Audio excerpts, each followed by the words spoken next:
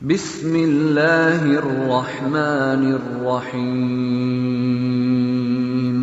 خواب میں کلمہ طیبہ پڑھنا، کسی کو بڑھانا، موت کے وقت کسی کو بڑھانا یا خود پڑھنا، جیسا کہ اس خواب کی بہت سی صورتیں ہیں۔ آج میں آپ کو اس ویڈیو میں تمام صورتوں کی وضاحت کے بارے میں بتاؤں گا۔ ویڈیو کو شروع سے لے کر اینڈ تک ضرور دیکھیں۔ خواب میں کلمہ طیبہ پڑھنا،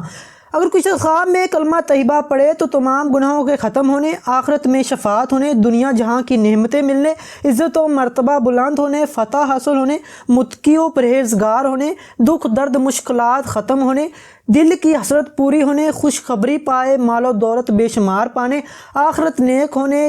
جنت نصیب ہونے، بیٹا پیدا ہونے اور غیر شادی شدہ ہے تو شادی ہونے کی نشانی ہے، اور بن مانگے رزق پانے اور بیماری سے شفا پانے کی نشانی ہے۔ اگر کوئی شخص خواب میں کسی ڈر یا خوف کے وقت کلمہ طیبہ پڑھے تو امن و ایمان نصیب ہونے، تمام حاجتیں پوری ہونے، خیر و برکت پانے، خوشخبری ملنے اور رنج و غم دور ہونے کی نشانی ہے۔ اگر کوئی شخص خواب میں کسی حادثے کے وقت کلمہ طیبہ پڑھے تو مشکلات اور دکھ درد ختم ہونے، دلی مراد پوری ہونے، آرام و راحت پانے، رزق میں اضافہ ہونے کی نشانی ہے۔ خواب میں کلمہ طیبہ کسی کو پڑھتے دیکھنا، اگر کوئی شخص خواب میں کلمہ طیبہ کسی کو پڑھتا دیکھے تو گناہوں کے ختم ہونے، اللہ سے نعمتیں پانے، دولت بے شمار ملنے، آخرت نیک ہونے، بیٹا پیدا ہونے، غیر شادی شدہ ہے تو شادی ہونے کی نشانی ہے۔ خواب میں کلمہ طیبہ کسی مرنے والے کو پڑھانا، اگر کوئی شخص خواب میں کلمہ طیبہ کسی مرنے والے کو خواب میں پڑھائے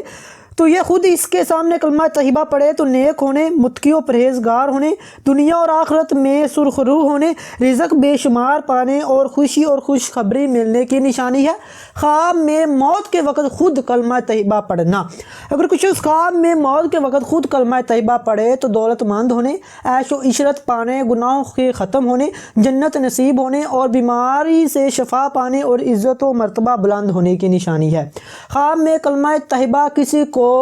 پڑھنا، دیکھنا یا سننا، اگر کسی خواب میں کلمہ طیبہ کسی کو پڑھتا یا دیکھتا یا سنتا دیکھے تو گناہوں سے توبہ کرنے، نیک ہونے، کاروبار وسیع ہونے، آرام و راحت پانے، غریب دور ہونے، غموں سے نجات پانے کی نشانی ہے۔ اگر کوئی شخص خواب میں دعا مانگنے پر یا دعا کے وقت یا دعا میں کلمہ طیبہ پڑھے تو مانگی گئی دعا کے قبول ہونے، مانگنے سے زیادہ ملنے، جنت نصیب ہونے،